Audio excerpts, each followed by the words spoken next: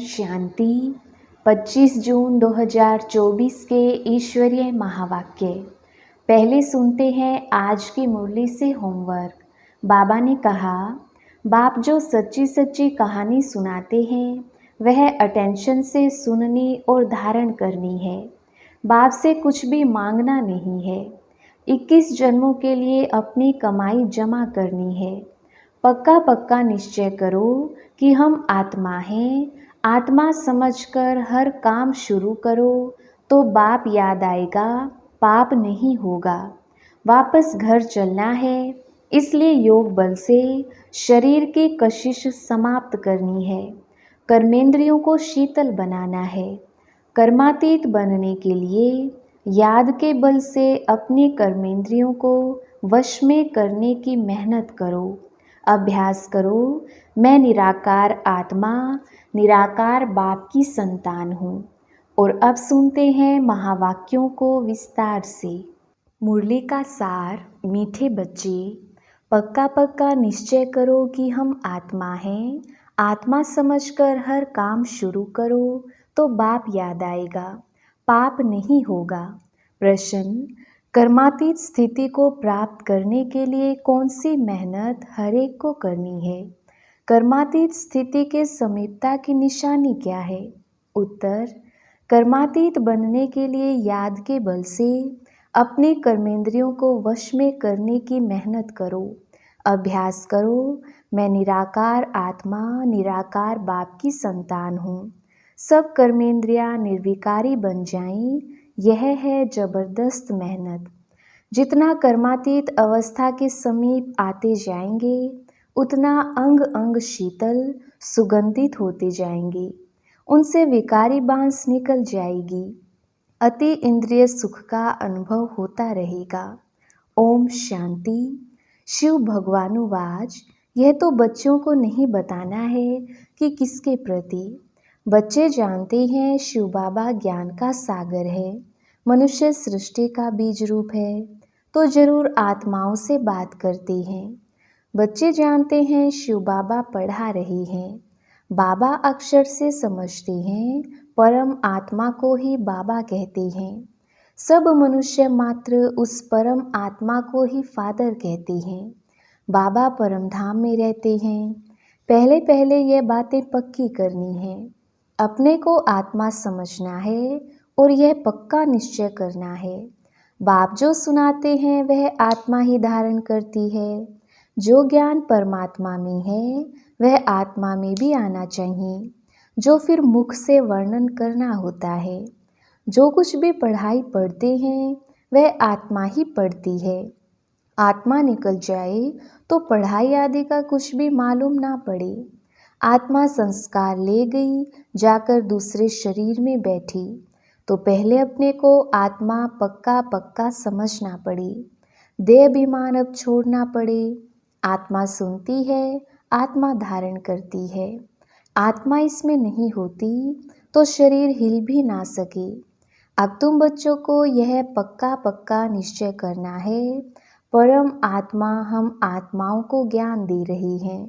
हम आत्मा भी शरीर द्वारा सुनती हैं और परमात्मा शरीर द्वारा सुना रही हैं। यही घड़ी घड़ी भूल जाते हैं, देह याद आती है। यह भी जानते हो, अच्छे व बुरे संस्कार आत्मा में ही रहते हैं। शराब पीना, छीछी बात करना, यह भी आत्मा करती है ऑर्गन्स द्वारा। आत्मा ही इन ऑर्गन्स द्वारा इतना पाठ बजाती है। पहले पहले आत्म अभिमानी जरूर बनना है। बाप आत्माओं को ही पढ़ाते हैं। आत्मा ही फिर यह नॉलेज साथ में ले जाएगी। जैसे वहाँ परम आत्मा ज्ञान सहित रहती हैं, वैसे तुम आत्माएं फिर यह नॉलेज साथ में ले जाएंगी। मैं तुम बच्चों को इस ज्ञान सहित ले जाता हूँ, फिर तुम आत्माओं को पाठ में आना है। तुम्हारा पाठ है नई दुनिया में प्रारब्ध भोगना। ज्ञान भूल जाता है, यह सब अच्छी रीति धारण करना है। पहले पहले यह बहुत बहुत पक्का करना है कि मैं आत्मा हूँ। बहुत हैं जो यह भूल जाते हैं। अपने साथ बहुत बहुत मेहनत करनी है। विश्व का मालिक बनना है तो मेहनत बिगर थोड़े ही बनेंगे।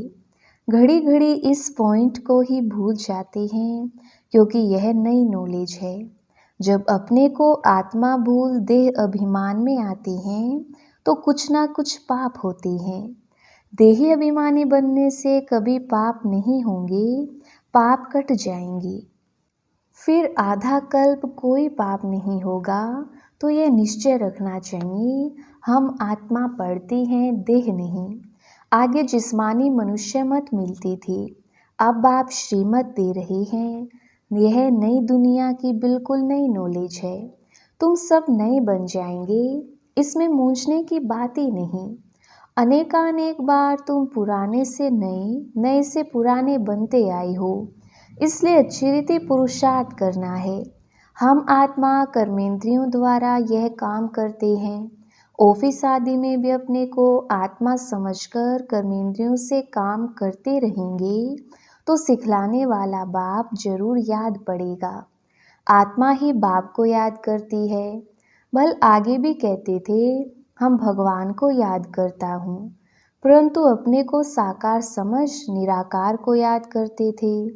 अपने को निराकार समझ निराकार को याद कभी नहीं करते थे। अभी तुमको अपने को निराकार आत्मा समझ निराकार बाप को याद करना है। यह बड़ी विचार सागर मंथन करने की बात है। भल कोई कोई लिखते हैं हम 2 घंटा याद में रहते हैं। कोई कहते हैं हम सदैव शिव बाबा को याद करते हैं, परंतु सदैव कोई याद कर ना सके। अगर याद करता हो तो पहले से ही कर्मातीत अवस्था हो जाए। कर्मातीत अवस्था तो बड़ी जबरदस्त मेहनत से होती है। इसमें सब विकारी कर्मेंद्रियां वश हो जाती हैं। सतयुग में सब कर्मेंद्रियां निर्विकारी बन जाती हैं। अंग अंग सुगंधित हो जाता है। अभी बांसी छीछी अंग है। सतयुग की तो बहुत प्यारी महिमा है। उसको कहा जाता है हेवन, नई दुनिया, वैकुंठ। वहाँ के फीचर्स ताज आदि यहाँ पर कोई बना ना सके। भल तुम देख कर भी आते हो, परंतु वहाँ वह यहाँ बना ना सके। वहाँ तो नेचुरल शोभा रहती है। तो अब तुम बच्चों को याद से ही पावन बनना है। याद की यात्रा बहुत बहुत करनी है, इसमें बड़ी मेहनत है। याद करते करते कर्मातीत अवस्था को पालें, तो सब कर्मेंद्रियां शीतल हो जाएं, अंग अंग बहुत सुगंधित हो जाए, बदबू नहीं रहेगी। अभी तो सभी कर्मेंद्रियों में बदबू है। यह शरीर कोई काम का नहीं है।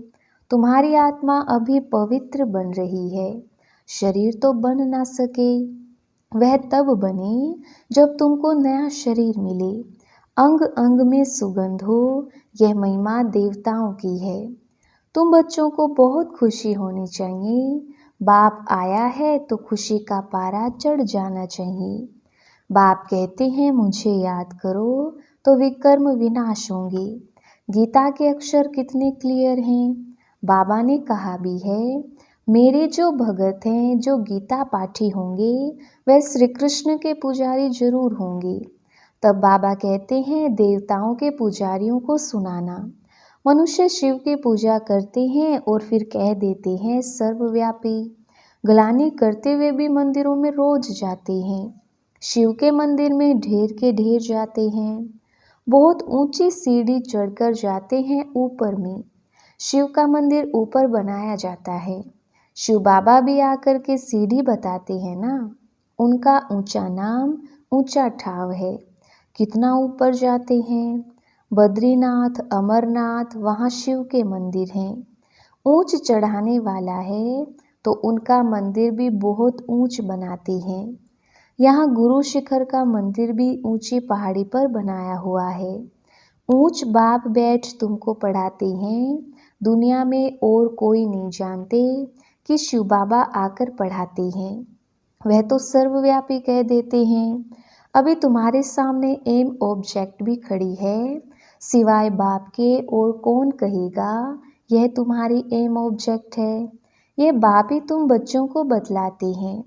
तुम कथा भी सत्यनारायण की सुनते हो।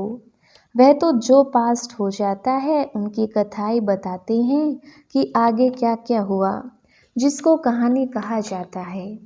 यह ऊंचते ऊंच बाप बड़ेते बड़ी कहानी सुनाते हैं। यह कहानी तुमको बहुत ऊंच बनाने वाली है। ये सदैव याद रखनी चाहिए और बहुतों को सुनानी है। कहानी सुनाने के लिए ही तुम प्रदर्शनी व म्यूजियम बनाते हो। 5000 वर्ष पहले भारत ही था जिसमें देवताएं राज्य करते थे। यह है सच्ची सच्ची कहानी जो दूसरा कोई बता ना सके। यह रियल कहानी है जो चैतन्य वृक्षपति बाप बैठ समझाते हैं, जिससे तुम देवता बनते हो। इसमें पवित्रता मुख्य है। पवित्र नहीं बनेंगे तो धारणा नहीं होगी। शेरनी के दूध के लिए सोने का बर्तन चाहिए, तभी धारणा हो सकेगी। यह कान बर्तन मिसल है ना, ये सोने का बर्तन होना चाहिए। अभी पत्थर का है, सोने का बने तभी धारणा हो सके। बड़ा अटेंशन से सुनना और धारण करना है। कहानी तो इजी है। जो गीता में लिखी है वह कहानियाँ सुनाकर कमाई करते हैं। सुनने वालों से उन्हों की कमाई हो जाती है। यहाँ तुम्हारी भी कमाई है। दोनों कमाई चलती रहती है। दोनों व्यापार हैं। पढ़ाते भी हैं। कहते हैं मन मना भव पवित्र बनो। ऐसे और कोई नहीं कहते, ना मन मना भव रहते हैं। कोई भी मनुष्य यहाँ पवित्र हो नहीं सकते, क्योंकि भ्रष्टाचार की पैदाइश है। रावण राज्य कलयुग अंत तक चलना है, उसमें पावन होना है। पावन कहा जाता है देवताओं को, ना कि मनुष्यों को। सन्यासी भी मनुष्य हैं, उन्हों का है निवृत्ति मार्ग का धर्म। बाप कहते हैं मुझे याद करो तो तुम पवित्र बन जाएंगे। भारत में प्रवृत्ति मार्ग का ही राज्य चला है। निर्वृत्ति मार्ग वालों से तुम्हारा कोई कनेक्शन नहीं है। यहाँ तो स्त्री पुरुष दोनों को पवित्र बनना है। दोनों पहिए चलते हैं तो ठीक है, नहीं तो झगड़ा हो पड़ता है। पवित्रता पर ही झगड़ा चलता है। और कोई सत्संग में पवित्रता पर झगड़ा हो ऐसा कभी सुना नहीं होगा। यह एक ही बार जब बाप आते हैं तब झगड़ा होता है। साधु संत आदि कभी कहते हैं क्या कि अबलाओं पर अत्याचार होंगे। यहाँ बच्चियाँ पुकारती हैं बाबा हमको बचाओ। बाप भी पूछते हैं नंगन तो नहीं होते हो, क्योंकि काम महाशत्रु है ना, एकदम गिर पड़ते हैं। इस काम विकार ने सबको वर्थ नॉट ए पेनी बनाया है। बाप कहते हैं 63 जन्म तुम वैशाल्य में रहते हो, अभी पावन बन शिवालय में चलना है। यह एक जन्म पवित्र बनो। शिव बाबा को याद करो तो शिवालय स्वर्ग में चलेंगे। फिर भी काम विकार कितना जबरदस्त है, कितना हैरान करते हैं। कशिश होती है, कशिश को निकालना चाहिए। जबकि वापस जाना है तो पवित्र जरूर बनना है। टीचर कोई बैठा थोड़ी रहेगा, पढ़ाई थोड़ा समय चलेगी। बाबा बता देते हैं हमारा यह रथ है ना, रथ की आयु कहेंगे। बाप कहते हैं हम तो सदैव अमर हैं, हमारा नाम ही है अमरनाथ। पुनर्जन्म नहीं लेते इसलिए अमरनाथ कहा जाता है। तुमको आधा कल्प के लिए अमर बनाते हैं, फिर भी तुम पुनर्जन्म लेते हो। तो अब तुम बच्चों को जाना है ऊपर, मुंह उस तरफ टांगे इस तरफ करनी है। फिर इस तरफ मुंह क्यों फिराना चाहिए। कहते हैं बाबा भूल हो गई, मुंह इस तरफ हो गया, तो गोया उल्टे बन जाते हैं। तुम बाप को बोल देह अभिमानी बनते हो तो उल्टा बन जाते हो। बाप सब कुछ बतलाते हैं। बाप से कुछ भी मांगना नहीं है कि ताकत दो, शक्ति दो। बाप तो रास्ता बतलाते हैं। योग बल से ऐसा बनना है। तुम योग बल से इतने साहूकार बनते हो जो 21 जन्म कभी कोई से मांगने की दरकार नहीं। इतना तुम बाप से लेते हो। समझते हो बाबा तो अथाह कमाई कराते हैं। कहते हैं जो चाहो सो ले लो, यह लक्ष्मी नारायण है हाईएस्ट। फिर जो चाहे सो लो। पूरा पढ़ेंगे नहीं तो प्रजा में चले जाएंगे। प्रजा भी जरूर बनानी है। तुम्हारे म्यूजियम आगे चलकर ढेर हो जाएंगे और तुमको बड़े बड़े हॉल मिलेंगे, कॉलेज मिलेंगे जिसमें तुम सर्विस करेंगे। यह जो शादियों के लिए हॉल बनाते हैं, यह भी तुमको जरूर मिलेंगे। तुम समझाएंगे, शिव भगवानुवाज मैं तुमको ऐसा पवित्र बनाता हूँ, तो ट्रस्टी हॉल दे देंगे। बोलो भगवानुवाज, काम महाशत्रु है जिससे दुख पाया है। अब पावन बन पावन दुनिया में चलना है। तुमको हॉल मिलते रहेंगे, फिर कहेंगे टू लेट। बाप कहते हैं मैं ऐसे मुफ्त में थोड़ी लूँगा जो फिर भरकर देना पड़े। बच्चों के पाई पाई से तालाब बनता है, बाकी तो सबका मिट्टी में मिल जाना है। बाप सबसे बड़ा सर्राफ भी है, सोनार धोबी कारीगर भी है। अच्छा, मीठे मीठे सिकलदे बच्चों प्रति माता पिता बाप दादा का याद प्यार और गुड मॉर्निंग। रूहानी बाप की रूहानी बच्चों को नमस्ते। हम रूहानी बच्चों की रूहानी बाप दादा को याद प्यार गुड मॉर्निंग और नमस्ते जी। धारणा के लिए मुख्य सार। पहला पॉइंट, बाप जो सच्ची सच्ची कहानी सुनाते हैं वह अटेंशन से सुननी और धारण करनी है। बाप से कुछ भी मांगना नहीं है। 21 जन्मों के लिए अपनी कमाई जमा करनी है। दूसरा पॉइंट, वापस घर चलना है, इसलिए योग बल से शरीर की कशिश समाप्त करनी है। कर्मेंद्रियों को शीतल बनाना है, इस देह का भान छोड़ने का पुरुषार्थ करना है। वरदान, एक स्थान पर रहते अनेक आत्माओं की सेवा करने वाले लाइट माइट संपन्न भव। विस्तार, जैसे लाइट हाउस एक स्थान पर स्थित होते दूर दूर की सेवा करता है, ऐसे आप सभी एक स्थान पर होते अनेकों की सेवा अर्थ निमित्त बन सकते हो। इसमें सिर्फ लाइट माइट से संपन्न बनने की आवश्यकता है। मन बुद्धि सदा व्यर्थ सोचने से मुक्त हो। मन मना भव के मंत्र का सहज स्वरूप हो। मनसा शुभ भावना, श्रेष्ठ कामना, श्रेष्ठ वृत्ति और श्रेष्ठ वाइब्रेशन से संपन्न हो तो यह सेवा सहज कर सकते हो। यही मनसा सेवा है। स्लोगन, अब आप ब्राह्मण आत्माएं माइट बनो और दूसरी आत्माओं को माइक बनाओ। अच्छा, ओम शांति।